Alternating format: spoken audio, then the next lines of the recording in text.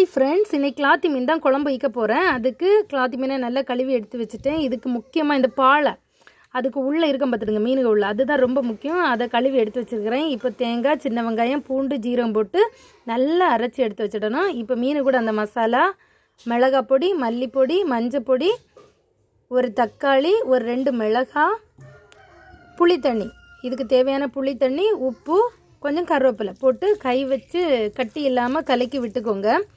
இனி இன்னொரு சட்டியை அடுப்பில் வச்சு இந்த க்ளீன் பண்ணி வச்சுருக்கோம் இல்லையா, அந்த மீனோட பாலை அதை போட்டு நல்லா கருக்கணும். சரியா?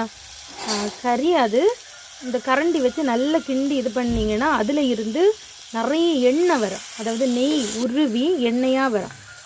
இதை போட்டு குழம்பு வச்சோன்னு வச்சுடுங்க, நல்ல வாசனையாக இருக்கும், நல்ல மணக்கம். என் ஹஸ்பண்ட் வந்து வீட்டுக்கு வெளியில் வரும்போது ஏதோ நல்லா மணக்குதே இன்றைக்கி அப்படி சொன்னாங்க.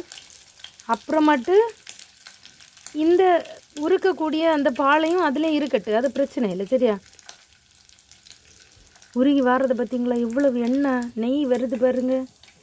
சரி, இனி இந்த பாலையெல்லாம் ஒதுக்கி வச்சுட்டு இதில் கொஞ்சம் கடுகு, கருவேப்பிலை தாளிச்சிட்டு நம்ம கலந்து வச்சுருக்கோம் இல்லையா மசாலா, மீன், அதையெல்லாம் இதில் கொட்டி கொதிக்க வச்சு கொஞ்சம் வத்துனதும் உப்பு புளியெல்லாம் சரி பார்த்து இறக்குனீங்கன்னா செம்ம வாசனையான கிளாத்தி மீன் குழம்பு ரெடி ஆகிடுச்சு. என்னோடய வீடியோ பிடிச்சா லைக் பண்ணுங்கள், என்னோடய சேனலை சப்ஸ்கிரைப் பண்ணுங்கள்.